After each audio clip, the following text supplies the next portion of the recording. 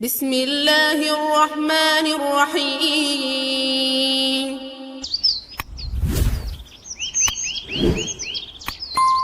சுமார் 5 வருடங்களுக்குள்ளே 500 divorce case, அதிலையும் 480 ஃபஸ்ஹ் தலாக்.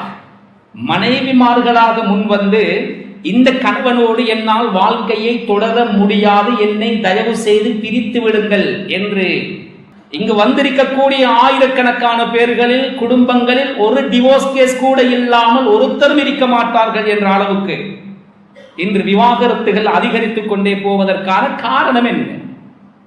இவரை முடிக்கிறதுக்கு நான் வேறொருத்தரை முடித்திருந்தால் நன்றாக இருந்திருக்குமே. இவரை கட்டிக்கொண்டு நான் படுகின்ற பாடு வேறொருத்தியை நான் முடித்திருந்தால் நன்றாக இருந்திருக்குமே. ஒரு 3 மாசத்துக்கு முன்னால ஹசரத் அல்லது ஒரு முஅல்லிமாவை இனம் கண்டு என் மகளுக்கு 3 மாசத்துக்கு பின்னால கல்யாணம் வருகிறது, குடும்ப வாழ்க்கைக்கு தேவையான அம்சங்கள் என்ன, அது சம்பந்தமான மசாலாக்கள், அது சம்பந்தமான தெளிவுகளை ஒரு மனைவி மிக விசுவாசமாக நடக்கிற ஒரு மனிதன் இருந்தால் அது அவளுடைய கணவன் தான். குடும்ப பட்ஜெட் இருக்கிறே, கிச்சன் சமையல், அது அவட கையில் தானே. மாப்பிள்ளையோட வருமானம் என்ன, அதை தெரிந்து செய்ய வேண்டுமே தவிர அடுத்தவர்களை பார்த்து செய்யக்கூடாது.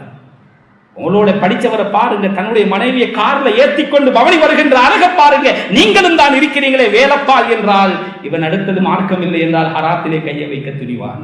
அன்பார்ந்த கண்ணியமான கணவான்களே, சகோதரர்களே, இன்றைய மிம்பர் மேடையில் உங்களுக்கு முன்னால் ஒரு வித்தியாசமான ஒரு தலைப்பில் உரையாற்றலாம் என்று நினைக்கிறேன். காலத்தின் தேவை கருதி இஸ்லாமிய கண்ணோட்டத்தில் வெற்றிகரமான குடும்ப வாழ்க்கை. சமீபத்தில் ஒரு இஸ்லாமிய பிரதேசத்தில் ஒரு ஏரியாவுக்கு பொறுப்பான ஒரு காவியாரிடத்திலே இருந்து வந்த கவலைக்குரிய ஒரு செய்தி, கடந்த 5 வருடங்களில் உள்ள காவிக்கோட்டிலே நிலுவையில் இருக்கின்ற வழக்கு கேசுகளை எடுத்து பார்த்தால் சுமார் 5 வருடங்களுக்குள்ளே 500 டிவோர்ஸ் கேஸ், அதிலையும் 480 ஃபஸ்ஹ் தலாக். மனைவிமார்களாக முன்வந்து இந்த கணவனோடு என்னால் வாழ்க்கையை தொடர முடியாது, என்னை தயவு செய்து பிரித்து விடுங்கள் என்று கேட்டிருப்பது 480. 20 ஆண்கள் தலாக் கேஸை ஃபைல் பண்ணி இருக்கிறார். அந்த 500 ஜோடிகளிலும் 300 லட்சம் குழந்தைகள். கண்ணியமான கணவான்களே, அன்பார்ந்த இஸ்லாமிய சகோதரர்களே, ஒரு கசப்பான உண்மை என்ன தெரியுமா? இங்கு வந்திருக்கக்கூடிய ஆயிரக்கணக்கான பேர்களில் குடும்பங்களில் ஒரு டிவோர்ஸ் கேஸ் கூட இல்லாமல் ஒருத்தரும் இருக்க மாட்டார்கள் என்ற அளவுக்கு இன்று விவாகரத்துகள் அதிகரித்துக் கொண்டே போவதற்கான காரணம் என்ன? ஒரு 25-30 வருடங்களுக்கு முன்னால் எளிமையான முறையில் திருமணங்கள் நடந்தது. மாப்பிள வருகின்ற பொழுது அவருக்கு குடை பிடித்து யானபி சலாம் அலைக்கும் பயன்படுத்துவதற்கென்றே ஒரு குரூப் அவரை கொண்டு வந்து தோரணம் கட்டி ஒரு மூலையிலே அந்த நிக்காஹுடைய மஜ்லிஸ் நடந்தது. நடைபெற்ற திருமணங்களில் 99 திருமணங்கள் சக்சஸ். இன்று திருமண வைபவங்கள் நடப்பது மஸ்ஜிதுகளுக்கு குறைவும் கிடையாது. அந்த திருமணம் சம்பந்தமான நிக்காஹு பயானுகளுக்கு பஞ்சமும் கிடையாது. ஆனால் அதிகமாக விவாகரத்துக்கள் அதிகரிப்பதற்கான பிரதானமான காரணம் என்ன?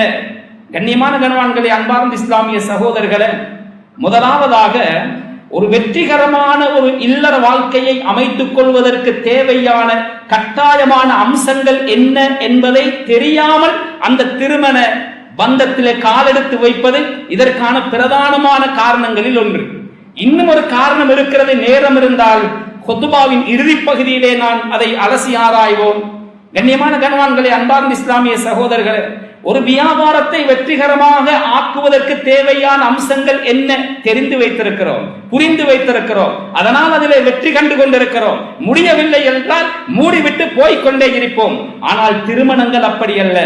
முடித்தால் முடித்ததுதான், கட்டிய விரையை கொட்டியே ஆக வேண்டும் என்ற அமைப்பிலே அதிகமான வழக்குகள் நிலுவையில இருக்கிறது. அது ஒரு பக்கம் இருக்கட்டும். அதிகமான கணவன் மனைவிமார் பாதையோரங்களிலே ஒருவருக்கொருவர் கைகோர்த்து தோளோடு தோள் இருந்து நடந்து கொண்டிருந்தாலும் கூட கல்வினால் அவர்கள் எப்பொழுதோ டிவோர்ஸ் ஆகிவிட்டார். இவரை முடிக்கிறதுக்கு நான் வேறொருத்தரை முடித்திருந்தால் நன்றாக இருந்திருக்குமே. இவரை கட்டிக்கொண்டு நான் படுகின்ற பாடு வேறொருத்தியை நான் முடித்திருந்தால் நன்றாக இருந்திருக்குமே. கைகோர்த்து பாதையிலே 4 பேர் பார்க்க கணவன் மனைவியாக நடைபோடுகின்ற எத்தனையோ உள்ளங்கள் கல்வினால் அவர்கள் மனமுடிவை எடுத்து விட்டார்கள். அதுதான் ரொம்ப கவலையான கசப்பான உண்மை. திருமணம் என்பது ஒரு கோட்டை, அதற்குள்ளே நுழைந்தவர்கள் வெளியே வர துடிக்கிறார்கள், வெளியே இருப்பவர்கள் உள்ளே என்னதான் நடக்கிறது என்று பார்க்க தவிக்கிறார்கள் என்று தமிழிலே சொன்னான் திருமணத்திற்கான வரைவிலக்கணம். ஆனால் ஆரம்பத்திலே நான் ஓதி காண்பித்த அல் குர்ஆன் வசனம் திருமணம் சம்பந்தமாக என்ன சொல்லுகிறது? ஒமின் ஆயாத்திஹி அன் ஹலக லக்கும் மின் அன்ஃபுசிக்கும் அஸ்வாஜன் லிதஸ்குனு இலைஹா. உங்கள் இனத்திலிருந்தே உங்களுக்கான மனைவிமார்களை படைத்ததில் மிகப்பெரிய அத்தாட்சி இருக்கிறது. எங்கட மனைவிமார் மலக்கல்ல, ஒளியால் படைக்கப்பட்டவர்களும் அல்ல. அதே நேரத்தில் எங்கட மனைவிமார்கள் பேய் மாதிரி ஜின்களால் நெருப்பினால் படைக்கப்பட்ட இனமும் அல்ல.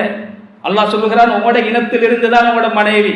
உங்களுக்கு தலைவலி வந்தா அவக்கும் தலைவலி வரும், உங்களுக்கு காய்ச்சல் வந்தால் அவக்கும் காய்ச்சல் வரும், உங்களுக்கு கால்வலி வந்தால் அவக்கும் கால்வலி வரும். உங்களுக்கு உள்ள உணர்வு மாதிரி அவர்களுக்கும் இருக்கிறது.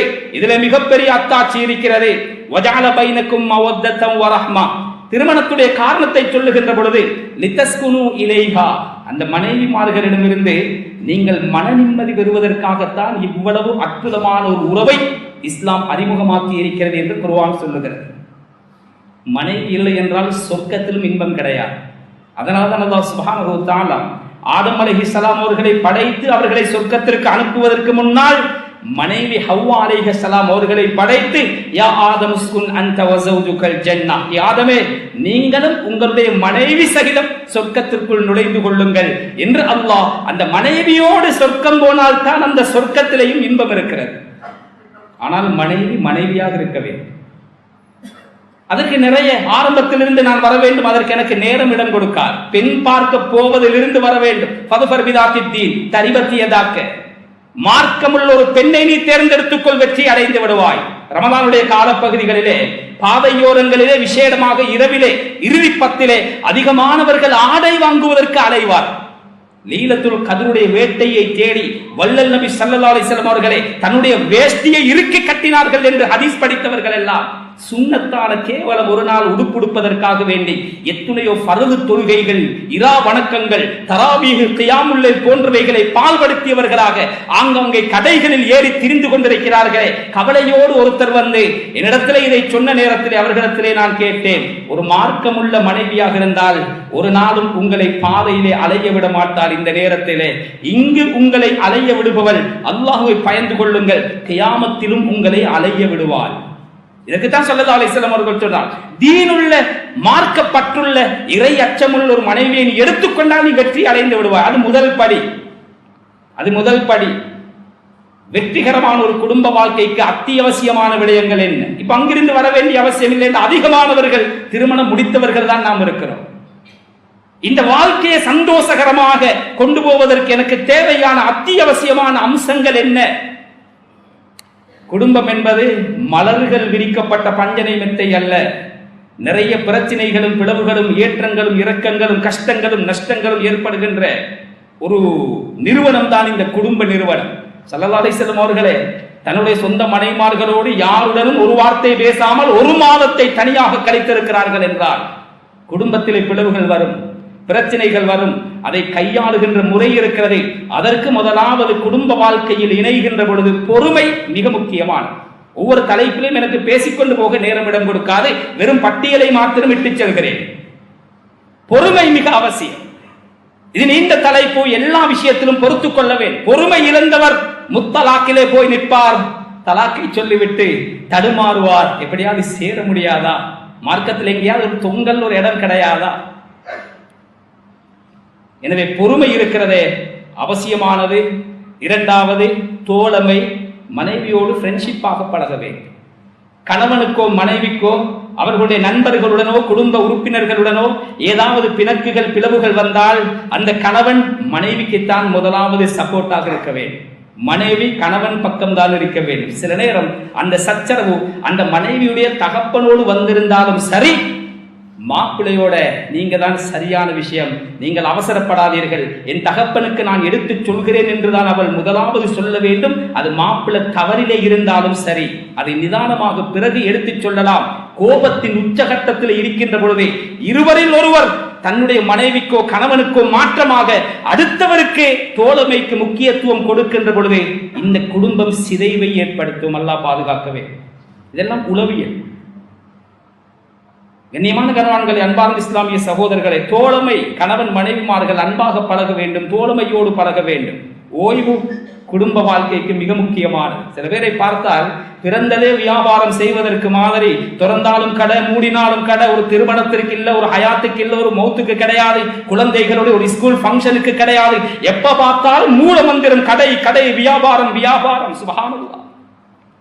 அமெரிக்காவிலே வாழ்கின்ற ஒரு இலங்கை தம்பதி எப்ப பார்த்தாலும் ஞாயிற்றுக்கிழமை வந்தால் அந்த குழந்தை தகப்பனை அன்போடு பேசுமாம்.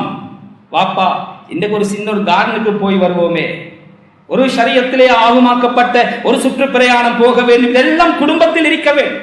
அவர் எடுத்த உடனே சொல்லுவார், அவர் டாக்ஸி டிரைவர், $100 நாளொன்றுக்கு நான் தேட வேண்டும், கட்ட வேண்டும், அதை யார் தருவார்? அப்படியா? 3 மாதங்கள் கழித்து அந்த குழந்தை வருகிறது மழலை மொழியிலே, டடா இன்னைக்கு போவோமா? 100 வாயை பொத்திட்டு அது பொக்கெட் மணிக்கு கொடுத்த பணத்தை சிறுக சிறுக சேமித்து இந்தக்குள்ள உங்களுக்குள்ள அந்த பணத்தை நான் தருகிறேன், கொஞ்சம் ஒரு நாள் எங்களுக்காக நேரம் தர மாட்டீர்களா? சுப்ஹானல்லாஹ்.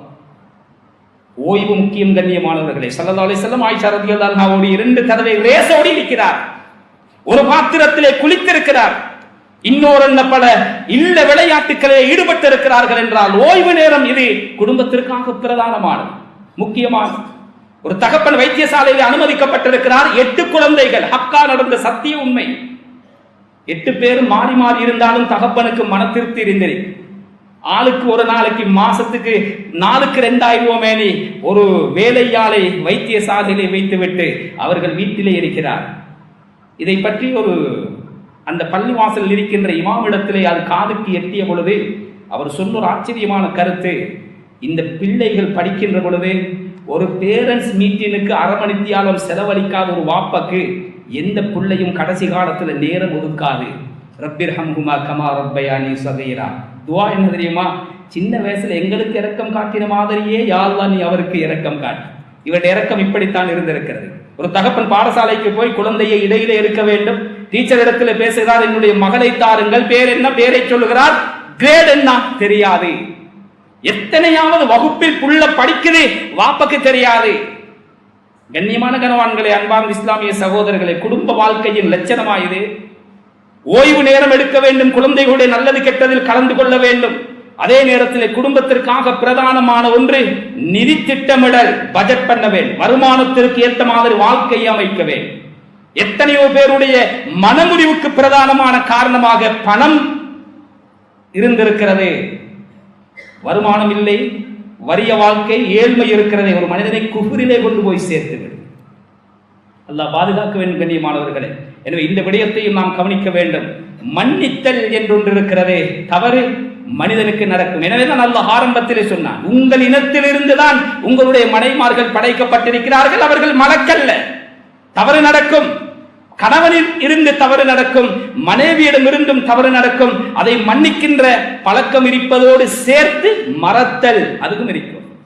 மன்னிச்சுட்டு அதை அடிக்கடி ஞாபகப்படுத்திக் கொண்டே இருக்கப்படா, அதை மறந்து விட வேண்டும். அடிக்கடி அதை ஞாபகப்படுத்துகின்ற பொழுது உள்ளங்கள் ஒன்று சேருவதற்கு பகரமாக அந்த உள்ளங்கள் விரிசல் கண்டு கொண்டே இருக்கும். எனவே குடும்ப வாழ்க்கை வெற்றிகரமான குடும்ப வாழ்க்கை அமைய வேண்டுமா? தவறுகள் நடக்கின்ற பொழுது மன்னிப்பதோடு அந்த தவறை அடியோடு மறந்து விட வேண்டும். இன்னும் அடுத்தது மிக முக்கியமான ஒரு அம்சம் விசுவாசம். ஒருவரை ஒருவர் நம்பவே. ரொம்ப பயங்கரமான காலத்திலே வாழ்கிறோம். பெண் பிள்ளைகளை பெற்றவர்களிடத்தில் மிக தாழ்மையாக கேட்டுக்கொள்கிறேன், உங்களுடைய மகளுக்கு சகோதரிக்கு வாழ்க்கை துணையை தேடுகின்ற பொழுது மிக கவனமாக தேடுங்கள். ஸல்லல்லாஹு அலைஹி வஸல்லம் சொன்னாங்க, இதா அதாக்கும் மன் தர்தௌன தீனஹு வ குலுகஹு ஃபஸவ்விஜு. பெண் கேட்டு வருபவர்களிடத்தில் 2 குவாலிஃபிகேஷனை பாருங்க. அவருடைய மார்க்கம் எப்படி இருக்கிறது, அவருடைய குணம் எப்படி இருக்குது என்று பாருங்க. வெறும் வியாபாரத்தையும் வருமானத்தையும் பணத்தையும் பரம்பரையை பார்க்காதே, தீன பாருங்க.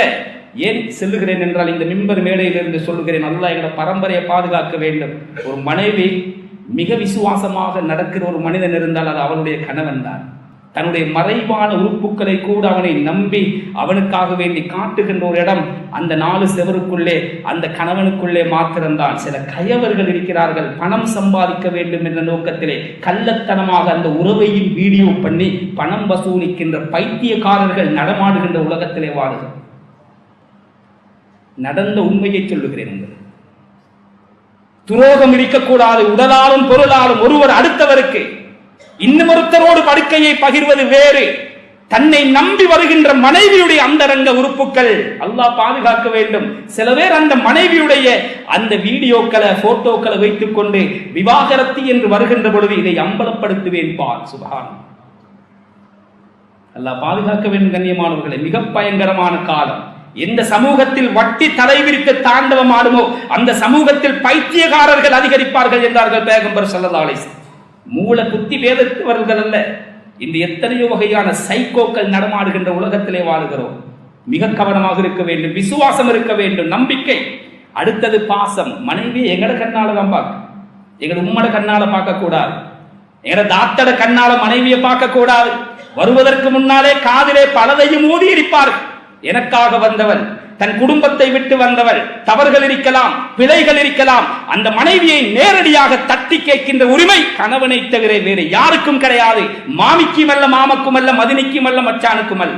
இந்த உரிமையை அடுத்தவருக்கு கொடுத்தோம் என்றால் அந்த குடும்ப வாழ்க்கையில சந்தோஷம் நிலைக்காது.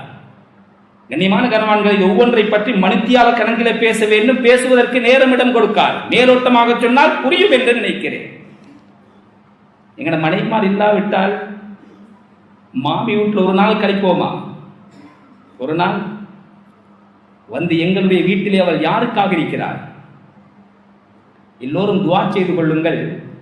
மனைவிக்கு முன்னால நாங்க மௌத்தா போயிரும். நாங்க இல்லாம மனைவி எப்படியாவது வாழ்க்கையை கொண்டு போயிரும். எங்களுக்கு முன்னால மனைவி மௌத்தா போனா படுகின்ற அவஸ்தை இருக்கிறதே, சம்பந்தப்பட்டவர்களிடத்துல கேட்டு பாருங்கள். மனைவியுடைய அருமை தெரியவர். பாசம் இருக்க வேண்டும் கண்ணியமானவர்கள், இரக்கம் இருக்க வேண்டும். இது குடும்ப வாழ்க்கைக்கு மிக முக்கியமானது. அடுத்தது நிறைவேற்றல். ஒருவர் அடுத்தவருடைய தேவையை பூர்த்தி செய்ய வேண்டும். இது ஒரு தனிப்பாடம். இதை பத்தி கொஞ்சம் நாம் ஒரு 10 நிமிடம் கட்டாயம் அலசி ஆராய வேண்டும். எதிர்பார்ப்புகளை பூர்த்தி செய்ய வேண்டும். இந்த புரிந்துணர்வில் இதாக பிரதானமான ஒரு இடத்தை வகிக்கிறது. இதுவெல்லாம் குடும்ப வாழ்க்கைக்கு தேவையான அத்தியாவசியமான அம்சங்கள். ஒரு மனிதன் நீச்சல் அடிக்க வேண்டுமானால் திடீரென்று கடலிலேயோ குளத்திலேயோ ஆற்றிலேயோ பாய மாட்டான். பாய்ந்தால் அவருடைய பொடிதான் மிளக்கு. அதுக்கு பழக வேண்டும். சாதாரண ஒரு முச்சக்கர வண்டியை பாதைக்கு விடுவதாக இருந்தாலும் ஒரு லைசன்ஸ் எடுக்க வேண்டும். ஒரு லேனஸை பிடிச்சி அதுல ட்ரைனிங் போய் அதுக்கு ட்ரையல் காட்டி எக்ஸாம் எழுதி அதற்கு பின்னால்தான் அந்த முச்சக்கர வண்டியை கூட அவருக்கு ஓட்டுகின்ற தகுதி வருகிறது. எந்த விதமான அனுபவம் இல்லாமல் காலை எடுத்து வைக்கின்ற ஒரு கிரவுண்ட் இருக்குமாக இருந்தால் அது குடும்ப வாழ்க்கை தான். உம்மா பாப்பாவும் எங்கு நகை செய்வது, பெட்ரூம் செட் எங்க வாங்குறது, எந்த ஹோட்டல்ல கல்யாணத்தை இருக்கிறது, யார கோக்கையாக பிடிக்கிறது, எந்த மௌலவிய பயானுக்கு கொண்டு வாரது, எத்தனை சகனுக்கு சாப்பாடு போடுறது, இதிலே கவனம் செலுத்துகிறார்களே தவிர ஒரு 3 மாசத்துக்கு முன்னால ஹசரத் அல்லது ஒரு முஅல்லிமாவை இனம் கண்டு என் மகளுக்கு 3 மாசத்துக்கு பின்னால கல்யாணம் வருகிறது. குடும்ப வாழ்க்கைக்கு தேவையான அம்சங்கள் என்ன என்ன, அது சம்பந்தமான மசாலாக்கள், அது சம்பந்தமான தெளிவுகளை நீங்க கொடுங்க என்று சொல்லி ஒரு கிழமைக்கு ஒரு 1/2 மணி தியாலத்தை எடுத்து எந்த வாப்பா எந்த மகனை எந்த மகளை ஒரு ஆலிமிடத்தில் முஅல்லிமாவிடத்தில் ஒப்படைத்திருக்கிறது. கவனம் செலுத்த வேண்டியவர்களாக இருக்கிறோம் கண்ணியமானவர்களே. எனவே இந்த பெருமானங்கள், இந்த எதிர்பார்ப்புகள் என்று வருகின்ற பொழுது ஒரு சராசரி மனைவி ஒரு மாப்பிள்ளை இடத்துல என்னவெல்லாம் எதிர்பார்ப்பாள் என்று ஒரு கருத்து கணிப்பு எடுக்கப்பட்டது. உங்களோட மாப்பிள்ளை உங்களோட எப்படி இருக்கணும் என்று நீங்க விரும்புகிறீங்க. இதெல்லாம் கட்டாயம் மனைவிமார்களை வைத்து வாழ்க்கை நடத்துபவர்கள் தெரிந்து வைத்திருக்க வேண்டிய மிக இன்றியமையாத முக்கிய அம்சங்கள். அவர்களிடத்திலே கேட்கப்பட்ட அந்த கேள்விகளுக்கு வந்த பதில்களை சுருக்கமாக பார்த்தால், தன்னோடு அன்பாக பரிவாக நடக்க வேண்டும். இரக்கம் அவர்கள் எதிர்பார்க்கின்ற முதல் அம்சம். ஆரம்பத்தில் சொன்னேன், பாசம் பந்தம் அது இருக்க வேண்டும். குர்ஆனில் அல்லாஹ்வும் சொல்லுகிறான், வஜால பைனக்கும் மவத்தத வ ரஹ்மா. உங்களுக்கு மத்தியில் அல்லாஹ் இனம் புரியாத ஒரு அன்பையும் அருளையும் போட்டிருக்கிறார். எங்கோ இருந்து சேர்ந்தவர்கள் கபில்து நிக்காஹா என்று சொன்ன அந்த நிமிடத்தில் இருந்து வருகின்ற இரக்கம், ஒரு பாசம் இருக்கிறதே. இந்த ஹஜ்ஜுக்கு உம்ராவுக்கு போனா அல்லாஹ் பாதுகாக்க வேண்டும். குடும்பம் வருவார்கள், கணவன் மனைவியாக வருவார். கடைசியிலே இந்த பஜார் தவாஃப் இருக்கிறது, கஅபத்துல்லா தவாஃப் எல்லாம் முடிஞ்சு இந்த மதீனாவுக்கு போனோன்னு பஜார் தவாஃப் ஒன்று செய்வார். பொருள் வாங்குவோம், அதுல பிணக்கு வரும், அதுல பிரச்சனை வரும். 25 ரியால் செருப்புக்கு ஒரு பிரச்சனை வரும். கண்ணியமான கணவான்களே, அந்த பிரச்சனை எவ்வளவு விஸ்வரூபம் எடுக்கும் தெரியுமா? ஹஜ்ஜை முடித்து வருவதற்கு 3 நாள் பாக்கி இருக்கிறது. அந்த 3 நாளும் கணவன் மனைவி பேசாமலே நாடு திரும்புகிறார். நவுபில்லா. எந்த மண்ணுல? மக்கா மதீனா மண்ணுல. அந்த பெண்ணிடத்துல எல்லாரும் எங்களுக்கு இந்த முறைப்பாடுகள் வருகின்ற பொழுது நான் அழைத்து கேட்டேன், 2 பேரையும் வைத்து அந்த மாப்பிள்ளை இடத்துல கேட்டேன், உங்களுக்கு தாத்த தங்கச்சி மாதிரி இருக்கிறாங்களா? ஆமா இருக்கிறார். அவர்கள் யாரையாவது நீங்கள் ஹஜ்ஜுக்கு அழைத்து வந்திருக்கிறீர்களா? இல்லை. இந்த மனைவி உங்களுக்கு எவ்வளவு காலம் திருமணம் முடித்து? அதுல 3 வருடங்கள் ஆகின்றது. 25 லட்சம் ரூபாய் தன்னோடு பிறந்த ஒரு சகோதரி இன்னும் ஹஜ்ஜி செய்யல, ஆனால் அவர் தாத்தவ தங்கச்சை கூட்டிட்டு வரல, தன்னோடு வந்தவள் மனைவி, அவளுக்கு தான் முன்னுரிமை கொடுக்கிறார். இதுதான் அல்லாஹ் குர்ஆன்ல சொல்லுகிறார், ஒரு இனம் புரியாத அன்பை உங்களோட உள்ளத்துல நாம் போட்டு விடுகிறோம். கேவலம் 25 லட்சம் ரூபாய் பணத்தை கொடுத்து 3 வருஷத்துக்கு முன்னால எங்கோ இருந்த உன்னை இங்கு கொண்டு வந்து சேர்த்ததற்கு நன்றி செலுத்துவதற்கு பகரமாக கேவலம் 25 ரியால் ஸ்லீப்பருக்கு சண்டை பிடித்தால் நன்றி கெட்டவர்களா இல்லையா? கண்ணியமான கண்வான்களை, அன்பார்ந்த இஸ்லாமிய சகோதரர்களே, சில விடயங்கள் இருக்கிறது, நிறைய பேச வேண்டும், நேரம் இல்லை. அடுத்தடுத்த விடயங்களுக்கு நான் போகிறேன். தன்னோடு அன்பாக இருக்க வேண்டும், பண்பாக நடக்க வேண்டும். இது ஒவ்வொரு மனிதனும் எதிர்பார்க்கக்கூடிய, மனைமார்களும் எதிர்பார்க்கக்கூடிய மிக முக்கியமான விடயம். அடுத்தது, சில முடிவுகளை எடுக்கின்ற பொழுது தன்னோடு ஆலோசனை செய்ய வேண்டும். சில முடிவுகளை எடுக்கின்ற பொழுது மனைமார்களுடனும் ஆலோசனை செய்ய வேண்டும். முக்கியமான ஒரு அம்சம். யாரும் அதை கணக்கெடுப்பதில்லை. ஒரு டிஸ்கஷன் நடக்குது, வீட்டிலே ஒரு பேச்சுவார்த்தை நடக்கிறது, மனைவி என்னமாவது சொல்ல முன் வந்தாலும் நீங்கள் வாயை பொத்தி கொண்டு போங்க, உங்களுக்கு என்ன தெரியும் என்றால் உடைந்து போய்விடுவார். லைஃப் பார்ட்னர், எங்களோட வாழ்க்கையின் மறுபாதியாளர், அவருக்கு அந்த கண்ணியத்தை கொடுக்க வேண்டும். அடிக்கடி தன்னோடு கலந்துரையாட வேண்டும். சில பேர் மனைமார்களோடு பேச நேரம் கொடுப்பதே கிடையாது. அப்படியே உட்கார்ந்து பேசினாலும் கையில ஹேண்ட்போன் இருக்கு, அவர் சொல்லுவது ஒரு காதில் விழும், ஒரு காதால போய்விடும். இல்ல கண்ணியமானவர்களை, மதிப்பளிக்க வேண்டும். அவர்களோடு அதிகமாக அடிக்கடி கலந்துரையாட வேண்டும்.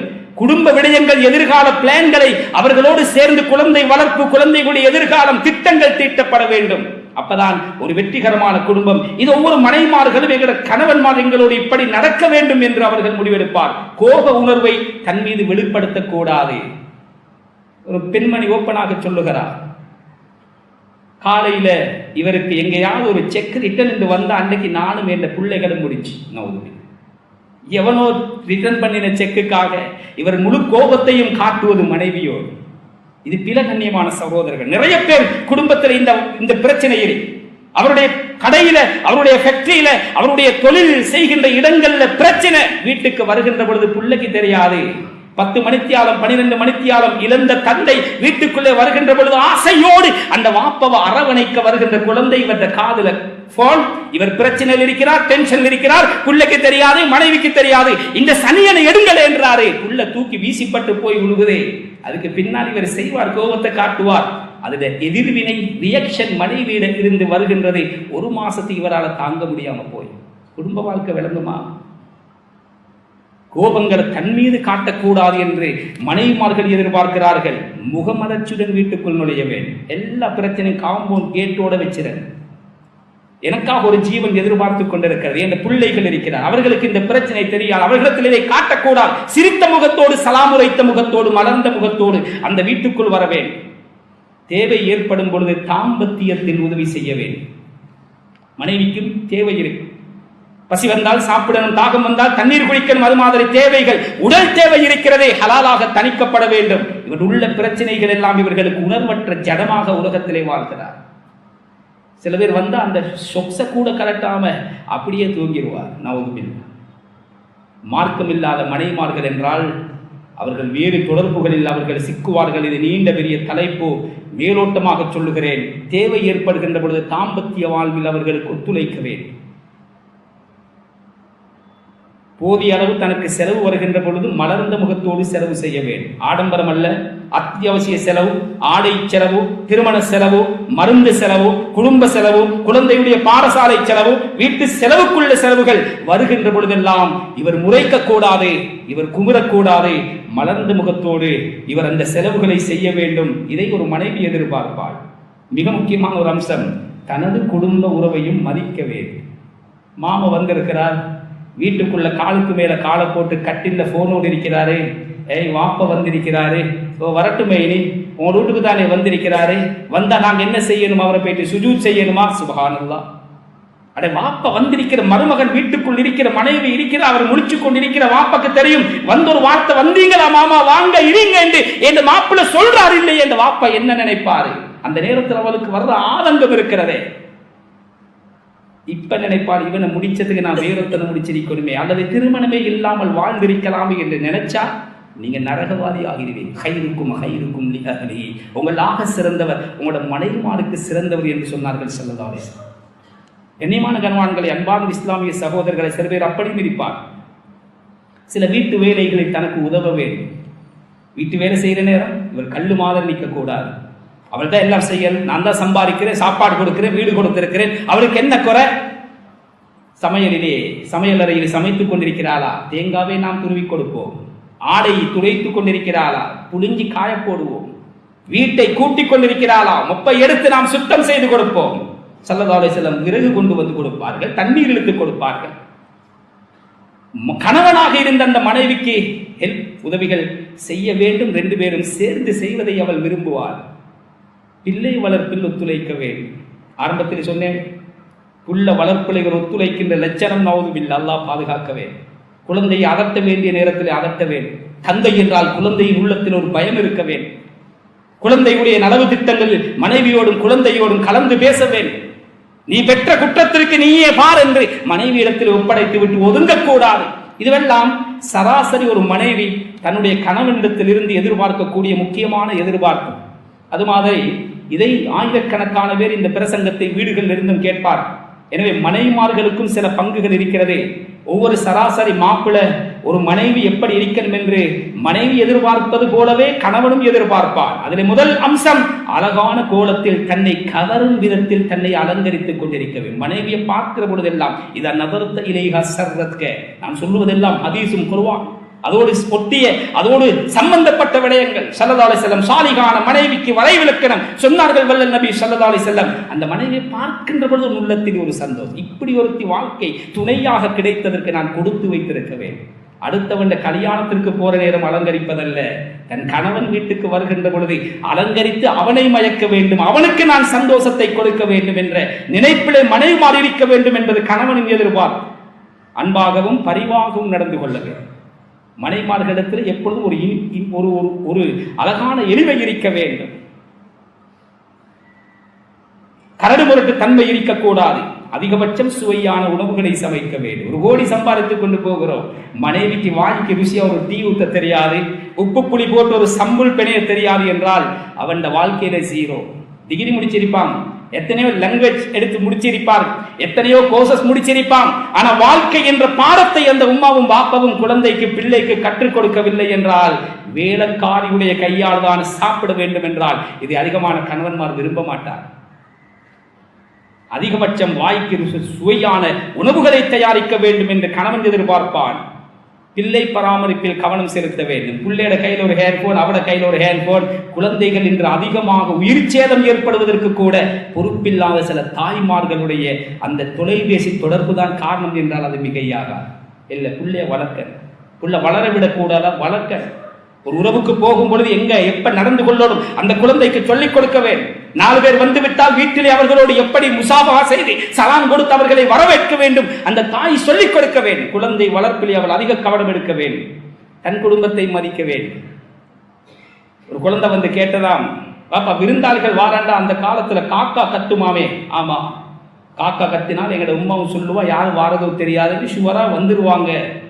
அது எப்படி காக்கா கத்துது, ஏன் கத்துது என்று அந்த குழந்தை கேட்ட நேரத்தில் இந்த தகப்பன் அங்கும் இங்கும் மெதுவாக பார்த்துவிட்டு பிள்ளையிட காதுலுக்கு சொன்னாராம், விருந்தாளிகள் வந்தா காக்கா கத்துதோ இல்லையோ தெரியாது, உன்னை வாப்பு மூட்டிலிருந்து வந்த ஒரு உம்மா கத்துவாங்க. சில பேர் அப்படித்தான் கணவன் குடும்பத்தை ஓரமாவே பார்ப்பார். அவர்கள் எந்த காரணம் கொண்டும் எந்த கணவனோடு எந்த தொடர்பும் வைக்கக்கூடாது என்பதில் பிடிவாதமாகவே இருப்பார். தன் குடும்பத்தை மதிக்க வேண்டும், தன் தாய் தகப்பன், தன் தாத்த தங்கச்சி, சகோதர சகோதரிகளை மதிக்க வேண்டும் என்று கணவன்மார் நினைப்பார்கள். வருமானத்திற்கு ஏற்ற வாழ்வை அந்த மனைவி அமைத்துக் கொள்ள வேண்டும். குடும்ப பட்ஜெட்டிலே கிச்சன் சமையல் அது அவட கையில் தான் இருக்கு. மாப்பிள்ளை வருமானம் என்ன அதை தெரிந்து செய்ய வேண்டுமே தவிர அடுத்தவர்களை பார்த்து செய்யக்கூடாது. உங்களோட படித்தவரை பாருங்க, தன்னுடைய மனைவியை கார்ல ஏற்றி கொண்டு பவனி வருகின்ற அழக பாருங்க. நீங்களும் தான் இருக்கிறீங்களே வேலப்பால் என்றால் இவன் அடுத்தது மார்க்கம் இல்லை என்றால் ஹராத்திலே கையை வைக்க துணிவார். நவுதுபில்லா. கண்ணியமான கணவான்களே, அன்பார்ந்த இஸ்லாமிய சகோதரர்கள், இன்னும் நிறைய இருக்கிறது. தேவை ஏற்படும் போது தாம்பத்தியத்தில் அவன் உதவி செய்ய வேண்டும். அந்த தேவை ஸல்லல்லாஹு அலைஹி வஸல்லம் சுருக்கமா சொன்னாங்க, அடுப்பங்கரையில் இருந்தாலும் சரி அதை அப்படியே தீயின்ற சாப்பாடு தீயட்டும், பிரச்சனை கிடையாது. உன் கணவனுடைய அழைப்புக்கு நீ பதில் சொல்ல வேண்டும். இப்பொழுது முடியாது, இரவைக்கு பார்ப்போமே, இரவைக்கு அழைத்தால் காலையிலே பார்ப்போமே. நான் கேட்கிறேன், பசி வந்தால் வந்த நேரம் தான் சாப்பிடுது, தாகம் வந்தால் வந்த நேரம் தான் குடிக்கணும். இப்ப தாகமாக இருக்கிறதா, இப்ப தண்ணி குடிக்காதீங்க, நாளவருக்கு பிறகு குடிப்போமே, சரி வராது. சில நேரம் அவர் மார்க்கம் இல்லை என்றால் அவர் வேறு லைன்களை தேடி போவார். நவுதுபில்லா, அல்லாஹ் பாதுகாக்க வேண்டும். இதெல்லாம் நீண்ட நெடிய தலைப்புகள். மனைவிமார்களிலே கவனம் செலுத்த வேண்டும், ஆன்மீக செயல்பாட்டில் ஈடுபட வேண்டும், அமளிவாதத்தில் தொடர்புள்ளவளாக பேணுதல் உள்ளவளாக அந்த மனைவி இருக்க வேண்டும். எப்போதும் முகமலர்ச்சியுடன் தன்னை வரவேற்க வேண்டும். இதுவெல்லாம் ஒரு சராசரி ஒரு கணவன் தன்னுடைய மனைவியிடத்திலே எதிர்பார்க்கிற விடயங்கள். இதை என்ன செய்ய வேண்டும்? திருமணம் முடிப்பதற்கு முன்னால் அந்த 2 பேரும் இதை படிக்கணும். படிச்சு ஒரு பிளெக்சிபிளாக சில கொள்கைவாதியாக குடும்ப வாழ்க்கைக்கு இருக்கக்கூடாது. நான் இப்படித்தான் இருக்கு என்ற டைப்பை நான் மாற்ற மாட்டேன். அவங்க தயவு செஞ்சு கல்யாணமே முடிக்கப்படாது. சுழிவு நெளிவுகள் இருக்க வேண்டும், வளைந்து கொடுக்க வேண்டும். எங்கள் விருப்பம் இல்லையா, மனைவி விரும்புகிறாரா, அதை செய்ய வேண்டும். கண்ணியமான கணவான்களே, அன்பார்ந்த இஸ்லாமிய சகோதரர்களை, குத்துபாவின் இறுதி பகுதிக்கு வருகிறோம். இதெல்லாம் இல்லாம இன்னைக்கு நிறைய குடும்பங்கள் சீரழிந்து சின்னாபின்னமாகுவதற்கான முதல் காரணம் இந்த விடயங்களை தெரியாமலே அந்த குடும்ப வாழ்க்கையில கால் எடுத்து வைக்கிறது தான் ஒன்று. 2வது இருக்கிறதே, ஒரு ஆச்சரியமான ஒரு ஹதீஸ் உங்களுக்கு முன்னால் நான் சொல்றேன். சில நேரம் நீங்க வாழ்க்கையில் இதுதான் முதல் தடவை கேட்கக்கூடிய ஒரு விடயமாக இருக்கலாம். ஸல்லல்லாஹு அலைஹி வஸல்லம் அவர்கள் சொன்னார், இன்ன மின் யும்னில் மர்ஆ. இது அபூ தாவூத் அஹ்மதிலே பதிவு செய்யப்பட்ட ஹதீஸ். ஒரு மனைவி இடத்திலே பரக்கத்துள்ள ஒரு மனைவிக்கு உள்ள விஷயம் என்னவென்றால் 3 விஷயங்களை சொன்னார். தைசீரு ஹுதுபதிஹா, பொன் பார்க்க போற நேரம் உள்ள செலவிக்கிறே இதை குறைக்கோள். 2வது வதைசீரு சதாகிஹா, அவனுக்கு கொடுக்கின்ற மகர் அதுவும் சிம்பிளான மகராக இருக்கும். கேள்விப்பட்டிருக்கிறீங்களா? ஒரு குவியல் தங்கத்தை கொடுத்தாலும் நீங்கள் அதை திரும்பி வாங்க கூடாது என்று குர்ஆன் சொல்லுது. ஆனால் ஹஜ்ரத் ஸல்லல்லாஹு அலைஹி வஸல்லம், அது அல்லாஹ் சுப்ஹானஹு வ தஆலா, நீங்கள் கொடுத்த மகர் எவ்வளவு இருந்தாலும் அதை திரும்ப வாங்க கூடாது. அந்த பெண்ணை விட்டு இன்னும் ஒரு பெண்ணை நீங்கள் முடிக்கின்ற பொழுது ஏற்கனவே முடித்த அந்த பெண்ணுடைய மகரை திருப்பி எடுக்க கூடாத ஒரு குவியல் தங்கமாக இருந்தாலும் சரி என்று அந்த திருப்பி வாங்க கூடாது என்பதை சொல்லுகின்ற பொழுது சொல்லுகிறார். ஆனால் ஹஜ்ரத் ஸல்லல்லாஹு அலைஹி வஸல்லம் இந்த அதிகமாக மகர் கொடுக்கிற இந்த விடயத்தை நிறைய இடத்துல விமர்சித்திருக்கிறார். ஒரு சஹாபி ஒரு பேரித்தன் கொட்டை அளவுக்கு தங்கத்தை கொடுத்துன்னு ஸல்லல்லாஹு அலைஹி வஸல்லம் கேட்கிறாங்க, நீங்க மலையிலிருந்து கொடையிறீங்களா தங்கத்தை? இவ்வளவு பெரிய மகர் எல்லாம் கொடுத்து திருமணம் முடிக்கிறீங்களா? பாத்திமா ரலியல்லாஹு அன்ஹாவை முடித்து கொடுக்கும் பொழுது அலி ரலியல்லாஹு அன்ஹு கேட்கிறாங்க, உங்கள்ட்ட என்ன இருக்குது மகர் கொடுக்க? ஒன்றுமே இல்லை யா ரசூலல்லாஹ். உங்களோட கேரியம் ஒன்று இருந்ததல்லவா? யா ரசூல், அதை கொடுங்க. சுப்ஹானல்லாஹ். கண்ணியமான கண்வான்களே, அன்பார்ந்த இஸ்லாமிய சகோதரர்களே, வதைசீரு சதாகிஹா வதைசீரு ரஹிமிஹா, இதையும் நீங்க கேள்விப்பட்டிருக்க மாட்டீங்கன்னு நினைக்கிறேன். உங்களோட மனைவிமார்களுடைய கற்புக்கும் ஓய்வு கொடுங்கள், அதையும் சிம்பிளாக்குங்க. குழந்தை பெற்றெடுக்க வேண்டும் என்று நபி விரும்புறாங்க என்று சொல்லி ஒரு குழந்தை பால் குடித்து பால் மறக்கடிக்க முன்னால் இன்னும் ஒரு குழந்தையை பெற்றெடுத்தால் அந்த குழந்தையுடைய ஹக்கிலே அநியாயம் செய்கிறோம். கண்ணியமான கண்வான்களே, அன்பார்ந்த இஸ்லாமிய சகோதரர்களை, 2 வருஷம் பால் கொடு என்று சொன்னா அந்த 2 வருஷம் பால் கொடுக்கும் போது இன்னும் ஒரு குழந்தை வயிற்றுக்குள் உருவாகினால் அந்த மனைவி அதை தாங்க மாட்டாள். அந்த குழந்தை தன்னுடைய வேலையை தானே செய்து கொள்ளும் வரைக்கும் அதை விட வேண்டும். இந்த குழந்தை வளர்ப்புக்கு நேரம் ஒதுக்க வேண்டும். நான் என்ன சொல்ல வருகிறேன்? அபூ கதாதா ரலியல்லாஹு தஆலா இந்த ஹதீஸுக்கு கீழால விளக்கம் எழுதுகிற நேரம் ஒரு ஆச்சரியமான விளக்கத்தை சொல்கிறார்கள். மனைவிமார்களிடத்திலே முதுமை ஆரம்பிப்பதென்றால் நான் சொல்லுகிறேன், அவளுக்கு அதிகமாக கொடுக்கின்ற மகரில் தான் அது ஆரம்பிக்கிறது. கண்ணியமான கணவான்களை, அன்பார்ந்த இஸ்லாமிய சகோதரர்கள், எல்லாம் ஆதாரத்தோடு தெளிவோடு பேசுகிறேன். இல்லாவிட்டால் இந்த மிம்பர்ல இதையெல்லாம் பேச முடியாது. ஆயிரக்கணக்கான உலமாக்கள் இதை கேட்பார். இப்ப நான் சொல்ல வருகிறேன், அந்த மனைவிக்கு கொடுக்கிற மகர். ஒருத்தர் சொல்றாரு, என்னை மன்னித்துக் கொள்ளுங்கள், 50 லட்சம் 25 லட்சம் நிக்காஹ் பயான பண்ணிவிட்டு வந்த ஹசரத் சொன்னாராம் அந்த ரெஜிஸ்டர்ட்ட, எப்படியாவது கவர்மெண்ட்ல பேசி நிக்காஹ் பயனுக்கு வந்த ஹசரத்துக்கு எவ்வளவு கொடுக்கிறேன்னு சபையில வாசிக்கிறேன்னா கொஞ்சம் என்னமாவது செய்வான். 50 லட்சம் மகர் கொடுக்கறாங்க, கண்டியிலிருந்து வந்து பயானம் பண்றோம், 5000 ரூபாய் சுருட்டி என்வலப்ல போட்டிருக்கிறாங்கன்னு சொல்லி அவர் ஒரு முஸ்பாத்தியா சொல்லி இருக்கிறார். யதார்த்தமும் அதுதான். யாருடைய துவா வேண்டுமோ, எங்கு செலவழிக்க வேண்டுமோ அங்கு நடக்காது. கண்ணியமான கணவான்களே, அன்பார்ந்த இஸ்லாமிய சகோதரர்களே, 50 லட்சம் மகர் கொடுப்பார்கள். 1.5 மாதத்துல தலாக்கிலே முடியும். மகரை திருப்பி எடுக்க முடியுமா? யாருக்கு காட்டு? நான் சொல்லுகிறேன், மகர் அதிகமாக கொடுப்பதே உன் மனைவியின் முழுமை ஆரம்பிக்கிறது என்று சொன்னால் அந்த கல்யாணத்திற்கு செலவழிக்கின்ற செலவுகள் சுப்ஹானல்லாஹ். இந்த பகுதிகளிலே ஒரு கல்யாணத்திற்கு எத்தனை வகையான சாப்பாடு. ஆச்சரியம், நாளை திருமணம் முடிக்க போற மாப்பிள்ளை அவருடைய வாலிபத்துல கடைசி நாள் என்று சொல்லி ஒரு நாளைக்கு ஒரு சாப்பாடு, கிட்டத்தட்ட 1000 பேருக்கு விருந்து, ஒரு தலைக்கு 14,000 ரூபாய் செலவு. சுபஹான். நிக்காஹுக்கு சுபஹானல்லாஹ், அதை கொடுப்பதற்கு வெளிநாடுகளிலே இருந்து பாக்ஸுகள் வரவழைக்கப்படுகிறது. சும்மா ஒரு நேர சாப்பாடு அடிச்சுட்டு குப்பையில போடுறது. ஒரு பவுன் நகை இல்லாம எத்தனை ஏழை குமரிகள் ஏங்கிக் கொண்டிருக்கிறார். நேரம் முடிந்து விட்டது. கண்ணியமான சகோதரர்களை, சுருக்கமாக சொல்லி முடிக்கிறேன். இந்த மாதிரியான செலவுகள், முதலாவது வெள்ளிக்கிழமைக்கு ஒரு சாப்பாடு, நிக்காஹ் முடிந்த இரவுக்கு இன்னும் ஒரு சாப்பாடு, முதலாவது ஜும்மாவுக்கு இன்னும் ஒரு சாப்பாடு, பெண் வீட்டுல ஒரு சாப்பாடு, மாப்பிள்ளை வீட்டுல ஒரு சாப்பாடு. ஒவ்வொரு சாப்பாட்டுக்கும் அந்த வீட்டில் உள்ள பெண்கள் ஒவ்வொரு திருமணத்திற்கும் புதிய புதிய ஆடைகள், எல்லோரும் ஒன்று மாதிரி, எல்லோரும் ஒன்று மாதிரி. ஒரு கல்யாணத்துக்கு கோடிக்கணக்கு. கண்ணியமான கணவான்களே, அன்பார்ந்த இஸ்லாமிய சகோதரர்களே, ஆதமுன் நிக்காஹி பரக்கா ஐஸருஹு முஹ்னா. இங்கதான் விடயத்துக்கு வருகிறேன். திருமணத்தில் ஆகும் பரக்கத்தான திருமணம் எது தெரியுமா? எந்த திருமணத்துல செலவு குறையுதோ அந்த திருமணம் என்றார்கள் ஹஜ்ரத் ஸல்லல்லாஹு அலைஹி வஸல்லம். நபியுடைய சொல்ல மீறி வாழ்க்கையில வெற்றி அடைய முடியுமா? ஒரு கணவன் மனைவியோடு இல்லற வாழ்க்கையில் ஒன்று சேர்கின்ற பொழுது, குடும்பம் இல்லற வாழ்க்கையில் உறவில ஈடுபடுகின்ற பொழுது, பிஸ்மில்லாஹ் அல்லாஹும்ம ஜன்னிபின ஷைத்தான் வ ஜன்னிபி ஷைத்தான மா ரஸக்தனா என்ற துஆ ஓதாமல் யார் மனைவியோடு ஒன்று சேர்கிறீர்களோ ஷைத்தான் உங்களோட சேர்ந்து சேருவான். ஒரு சஹாபி சாப்பிட்டுக் கொண்டிருக்கிறார். ஸல்லல்லாஹு அலைஹி வஸல்லம் பக்கத்து சிரிச்சாங்க. ஓடி வந்தாங்க. யார் சொல்ல, ஏன் சிரிச்சீங்க? சங்கடமா போயிருச்சு. இல்ல, நீ பிஸ்மில் சொல்லாம சாப்பிடுகின்ற வரைக்கும் இப்லீஸ் உன் பிளேட்ல கையை போட்டு அவனும் சாப்பிட்டான். நீ பிஸ்மில் ஞாபகம் வந்து சொன்னாய் அல்லவா, பிஸ்மில்லாஹி அவ்வலஹு வ ஆகிரஹு. அவன் சாப்பிட்டதை வாந்தி எடுத்து தலைதறிக்கு ஓடுகின்ற காட்சியை நான் பார்த்தேன் என்று இந்த ஹதீஸுக்கு ஹஜ்ரத் இப்னு ஹஜர் அஸ்கலானி ரஹ்மத்துல்லாஹி அலைஹி ஃபத்ஹுல் பாரியிலே கொண்டு வராங்க. எப்படி பிஸ்மில் சொல்லாம சாப்பிட்டா ஷைத்தானும் சாப்பிடுவானோ, பிஸ்மில்லாஹ் என்று ஆரம்பித்த அந்த உறவில ஈடுபடலண்டா ஷைத்தானும் ஈடுபட்டுருவான். ஒரு சின்ன மிஸ்டேக் விட்டா வாழ்க்கையிலே அந்த பிஸ்மில ஓதி நீங்க சேர்ந்தீங்க, அதாவது ஒரு புல்ல கிடைக்குதா, அந்த புல்ல மௌத்து வரைக்கும் ஷைத்தானுடைய தீங்கை விட்டு தப்பிக்கொள்ளும். நான் ஸல்லல்லாஹு சின்ன ஒரு நபியுடைய ஒரு புத்திமதி உதாசீனப்படுத்துகின்ற நேரத்தில் மனைவியோடு இப்லீஸும் சேருகின்ற அளவுக்கு பாரதூரமான விளைவென்றால், தயவு செய்து எங்களோட பிள்ளையோட ஆசை தானே என்று சொல்லி பிள்ளைகளை பலிக்கடாவாக ஆக்காது. உங்களோட பணத்தை காட்டுறதுக்கு நீங்க வேற என்னமாவது செய்யும். சமீபத்தில் ஒரு திருமணம் நடந்தது. 400 பேருக்கு தான் சாப்பாடு. 400 சகன் அல்ல, 400 தலை. பயானுக்கு அழைக்கப்பட்டிருந்தேன். அந்த பாப்பாவும் மகனும் பேசுகிற சந்தோஷமான செய்தி. ஒரு பெரிய ஒரு சொத்தை எடுத்து, கிட்டத்தட்ட 1,20,00,000 ஒரு சொத்தை எடுத்து திருமணத்திற்கு செலவழித்திருந்தது ஒரு பள்ளி வாசலுக்கு வாங்கி வக்குப் செஞ்சான். வக்குப்பல்ல அன்பளிப்பு கொடுத்தான். இன்றைக்கு அந்த பள்ளி வாசல் அந்த வீட்டை விட்டு சுமார் 1,20,00,000 ரூபாவுக்கான சோலர் பவர் திட்டத்தை அந்த பள்ளி வாசலுக்கு ஏற்பாடு செஞ்சு கொண்டிருக்கிறாங்க. அந்த பள்ளி இந்த பூமிக்கு மேலால் நிலைத்திருக்கும் வரைக்கும் அந்த வெளிச்சம் அவர்களுக்கு போய்கொண்டே இருக்கு.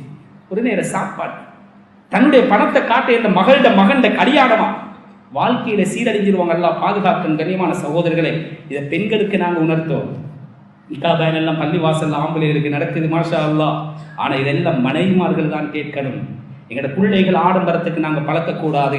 செலவழிப்பதற்கு எத்தனையோ இடம் இருக்கிறது. எனவே இந்த விடயங்களை கவனத்தில் எடுத்து அல்லாஹ் ரசூலுக்கு பொருத்தமான அமைப்பில் எங்களோட திருமணங்களை நடாத்தி வெற்றிகரமாக அல்லாஹ் சுப்ஹானஹு வ தஆலா உங்கள் எல்லாருக்கும் குடும்ப வாழ்க்கையில மன நிம்மதி இருக்கிறது என்ற அந்த நிம்மதியான வாழ்க்கை அடைந்து கொள்ள நாம் அனைவர்களும் உறுதி கொள்வோம். அல்லாஹ் சுப்ஹானஹு வ தஆலா அதற்காக நம் அனைவருக்கும் அருள் புரிவானாக.